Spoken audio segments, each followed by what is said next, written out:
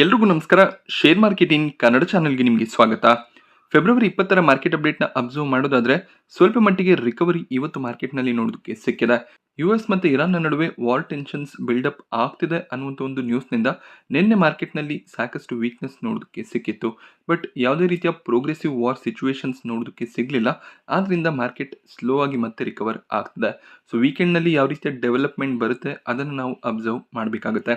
ಯಾಕೆಂದ್ರೆ one of the ರಿಪೋರ್ಟ್‌ನಲ್ಲಿ ವೀಕೆಂಡ್‌ನಲ್ಲಿ US ಇರಾನ್ನ ಮೇಲೆ ಅಟ್ಯಾಕ್ ಅನ್ನ ಮಾಡಬಹುದು ಅನ್ನುವಂಥ ರಿಪೋರ್ಟ್ ಇತ್ತು. ಸೊ ವೀಕೆಂಡ್‌ನಲ್ಲಿ ಯಾವ ರೀತಿಯ ಸಿನಾರಿಯೋಸ್ ಕ್ರಿಯೇಟ್ ಆಗುತ್ತೆ ಅದರ ಬೇಸಿಸ್ ಮೇಲೆ ಮತ್ತೆ ಸೋಮವಾರದಿಂದ ಮಾರ್ಕೆಟ್‌ನಲ್ಲಿ ಟ್ರೇಡಿಂಗ್ ನೋಡೋದಕ್ಕೆ ಸಿಗುತ್ತೆ.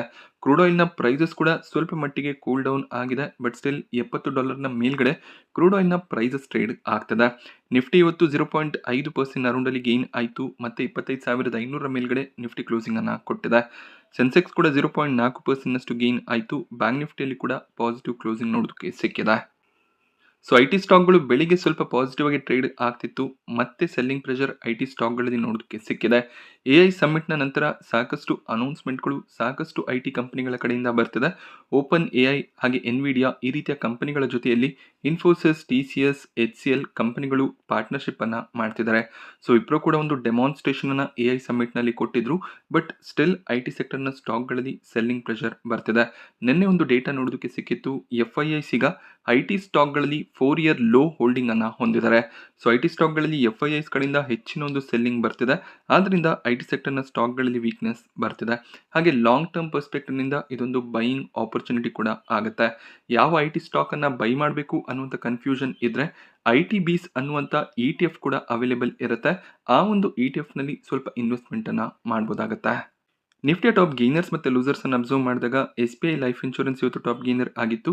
2% ಜಂಪ್ ಸ್ಟಾಕ್ ಪ್ರೈಸ್ ನಲ್ಲಿ ನೋಡೋದಕ್ಕೆ ಸಿಕ್ಕಿದೆ. HUL ಕೂಡ 1.5% ಅರೌಂಡಲ್ಲಿ ಗೇನ್ ಆಯಿತು. Axis bank, UltraTech, Maruti Suzuki positive ಆಗಿ ಕ್ಲೋಸಿಂಗ್ ಅನ್ನ ಕೊಟ್ಟಿದೆ.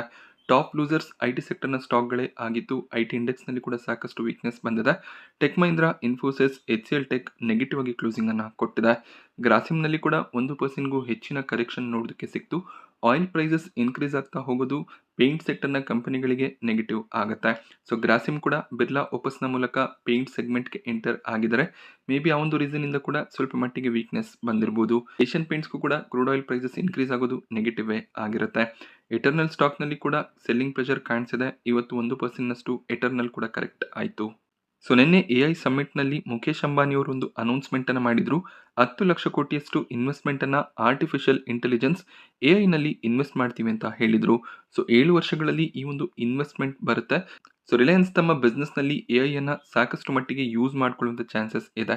ಇದರಿಂದ ಮಾರ್ಗನ್ ಸ್ಟ್ಯಾನ್ಲಿ ಸ್ಟಾಕ್ ಅನ್ನ ಕವರ್ ಮಾಡಿದರೆ ಇದು ನೆಕ್ಸ್ಟ್ ಡೆಕೇಡ್ ಕ್ಯಾಪಿಟಲ್ ಅಲೋಕೇಶನ್ ಆಗಿರುತ್ತೆ. ಇದರಿಂದ ರಿಲಯನ್ಸ್ ಬೆನಿಫಿಟ್ ಅನ್ನ ಪಡ್ಕೊಳ್ಳುತ್ತೆ ಅಂತ ಓವರ್ ವೇಟ್ ರೇಟಿಂಗ್ ಅನ್ನು ಕೊಟ್ಟು 1803 ಟಾರ್ಗೆಟ್ ಪ್ರೈಸ್ ಅನ್ನ ಕೊಟ್ಟಿದ್ದಾರೆ. ಸೊ ಆಲ್ಮೋಸ್ಟ್ 28% ಅಪ್ಸೈಡ್ ನ ಪಾಸಿಬಿಲಿಟಿ ಇರುತ್ತೆ ಅನ್ನೋದು ಮಾರ್ಗನ್ ಸ್ಟ್ಯಾನ್ಲಿಯ ವ್ಯೂ ಆಗಿರುತ್ತೆ. ಯೂಶಲಿ ಮಾರ್ಗನ್ ಸ್ಟ್ಯಾನ್ಲಿ, ಜೆಫ್ರೀಸ್ ಈ ಬ್ರೋಕರೇಜ್ಗಳು ರಿಲಯನ್ಸ್ ನಲ್ಲಿ ಯಾವಾಗಲೂ ಕೂಡ ಬುಲ್ಲಿಶ್ ಆಗಿ ಇರ್ತಾರೆ. ಕಂಪನಿಯ ಬಿಸ್ನೆಸ್ ಮಾಡೆಲ್ ಕೂಡ ಸ್ಟ್ರಾಂಗ್ ಆಗಿ ಇರುತ್ತೆ. ಬಟ್ ಯಾವಾಗ ಜಿಯೋ IPO ಬರುತ್ತೆ ಆಗ ರಿಲಯನ್ಸ್ ನ ವ್ಯಾಲ್ಯೂಷನ್ ಯಾವ ರೀತಿಯಲ್ಲಿ ಪ್ಯಾನ್ ಔಟ್ ಆಗುತ್ತೆ ಅದನ್ನು ಕೂಡ ನಾವು ಅಬ್ಸರ್ವ್ ಮಾಡಬೇಕಾಗುತ್ತೆ. But over all AI investment positive ಆಗ್ಬೋದು. ಸೊ ರಿಲಯನ್ಸ್ ಇಂಡಸ್ಟ್ರೀಸ್ ಇವತ್ತು ಪಾಸಿಟಿವ್ ಆಗಿ ಕ್ಲೋಸಿಂಗ್ ಅನ್ನ ಕೊಟ್ಟಿದೆ. ನಿನ್ನೆ ಸ್ವಲ್ಪ ಮಟ್ಟಿಗೆ ನೆಗೆಟಿವ್ ಸೈಡ್ ನಲ್ಲಿ ಟ್ರೇಡ್ ಆಗ್ತಿತ್ತು. ಬಟ್ ಎಐ ಅನೌನ್ಸ್ಮೆಂಟ್ ನ ನಂತರ ಸ್ವಲ್ಪ ಮಟ್ಟಿಗೆ ಸ್ಟಾಕ್ ಪಾಸಿಟಿವ್ ಆಗಿ ರಿಯಾಕ್ಟ್ ಮಾಡಿದೆ. ಹಾಗೆ ಬೇರೆ ಬ್ರೋಕರೇಜಸ್ಗಳು ಕೂಡ ಸ್ಟಾಕ್ ನ ಟಾರ್ಗೆಟ್ ಪ್ರೈಸ್ ಅನ್ನ ಇನ್ಕ್ರೀಸ್ ಮಾಡಬಹುದು. ಸೊ ಜಿಯೋ IPO ಅನೌನ್ಸ್ಮೆಂಟ್ ಆದ್ರೂ ಕೂಡ ಸ್ಟಾಕ್ ನಲ್ಲಿ ಒಳ್ಳೆ ಒಂದು ಮೊಮೆಂಟಮ್ ನ ಎಕ್ಸ್ಪೆಕ್ಟೇಷನ್ ಇರುತ್ತೆ. ಸೊ ಏಪ್ರಿಲ್ AGM ನಲ್ಲಿ ಜಿಯೋ IPO ಬಗ್ಗೆ ಅಪ್ಡೇಟ್ ಬರುವಂತ ಚಾನ್ಸಸ್ ಇರುತ್ತೆ. ಸೊ ಮೇಜರ್ ಆಗಿ ಜಿಯೋ ಬಿಸ್ನೆಸ್ ನ ರೆವೆನ್ಯೂ ಏನಿದೆ ರಿಲಯನ್ಸ್ ಸ್ಟಾಕ್ ಅನ್ನ ಹೋಲ್ಡ್ ಮಾಡ್ಕೋತಿದೆ. ಆ ಒಂದು ಬಿಸ್ನೆಸ್ ಸೆಪರೇಟ್ ಆದ್ಮೇಲೆ ಯಾವ ರೀತಿಯ ಸಿನಾರಿಯೋ ಕ್ರಿಯೇಟ್ ಆಗುತ್ತೆ ಅದು ಸ್ವಲ್ಪ ಚಾಲೆಂಜಿಂಗ್ ಕ್ವೆಶ್ಚನ್ ಆಗಿರುತ್ತೆ. ಐ ಟಿ ಸೆಕ್ಟರ್ನ ಸ್ಟಾಕ್ಗಳಲ್ಲಿ ಇವತ್ತು ಒಳ್ಳೆ ಒಂದು ಪಾಸಿಟಿವ್ ಟ್ರೆಂಡ್ ನೋಡೋದಕ್ಕೆ ಸಿಕ್ಕಿದೆ. ಭಾರತ ಫ್ರಾನ್ಸ್ನಿಂದ 114 ರಫೇಲ್ ಜೆಟ್ಗಳನ್ನು ಪರ್ಚೇಸ್ ಮಾಡ್ತಿದ್ದಾರೆ. 3.5 ಲಕ್ಷ ಕೋಟಿಯಷ್ಟು ಇನ್ವೆಸ್ಟ್ಮೆಂಟ್ ಈ ಒಂದು ಡಿಫೆನ್ಸ್ ಡೀಲ್ನಲ್ಲಿ ಆಗ್ತದೆ. ಸೊ ರಫೇಲ್ ಜೆಟ್ಗಳ ಜೊತೆಯಲ್ಲಿ ಅದರಲ್ಲಿ ಬಳಕೆಯಾಗುವಂಥ ಟೆಕ್ನಾಲಜಿಯನ್ನು ಕೂಡ ಫ್ರಾನ್ಸ್ ಶೇರ್ ಮಾಡ್ತಾರೆ. ಸೊ ಇದು ಭಾರತದ ಡಿಫೆನ್ಸ್ ಕಂಪನಿಗಳಿಗೆ ಪಾಸಿಟಿವ್ ನ್ಯೂಸ್ ಆಗಿರುತ್ತೆ.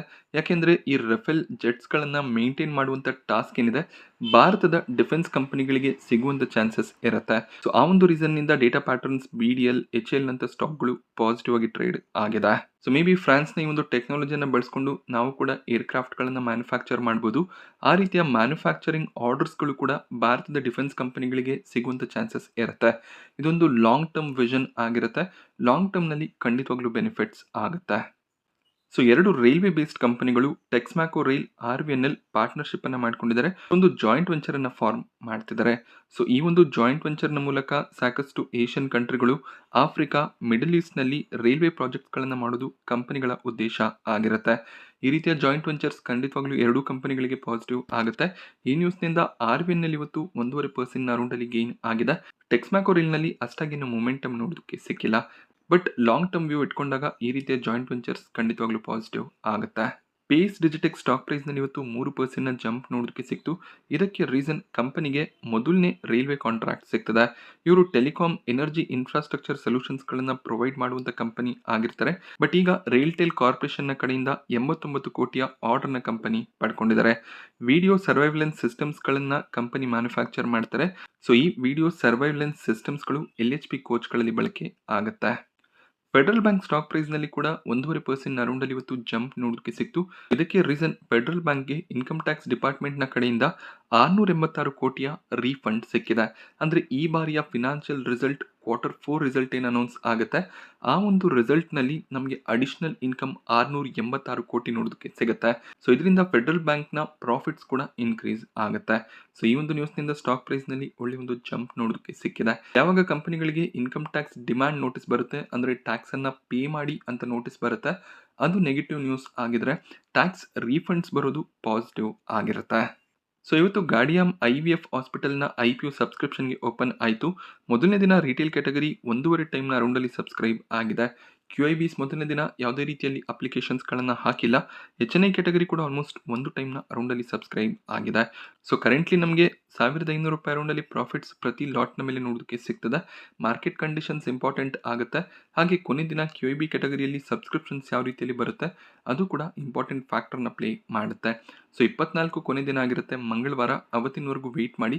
2 ಗಂಟೆಯ ನಂತರ ನೀವು ಅಪ್ಲಿಕೇಶನ್ಸನ್ನು ಹಾಕ್ಬೋದಾಗುತ್ತೆ. Market condition, grey market premium ಇದ್ರ ಬಗ್ಗೆ ನಿಮಗೊಂದು ಐಡಿಯಾ ಇರುತ್ತೆ. ಅಟ್ಲೀಸ್ಟ್ ನಿಮಗೆ 15-20% ಪ್ರೀಮಿಯಂ ಕಾಣಿಸ್ತಿದ್ರೆ ಆಗ ನೀವು ಲಿಸ್ಟಿಂಗ್ ಗೇನ್ನ ಪರ್ಸ್ಪೆಕ್ಟಿವ್ನಿಂದ ಅಪ್ಲೈ ಮಾಡ್ಬೋದಾಗುತ್ತೆ. ಲಾಂಗ್ ಟರ್ಮ್ ಪರ್ಸ್ಪೆಕ್ಟಿವ್ನಿಂದ ಅಷ್ಟೇನು ಸ್ಟ್ರಾಂಗ್ ಫಂಡಮೆಂಟಲ್ಸ್ ಇರುವಂಥ ಕಂಪನಿಯ ರೀತಿಯಲ್ಲಿ ಕಾಣಿಸೋದಿಲ್ಲ.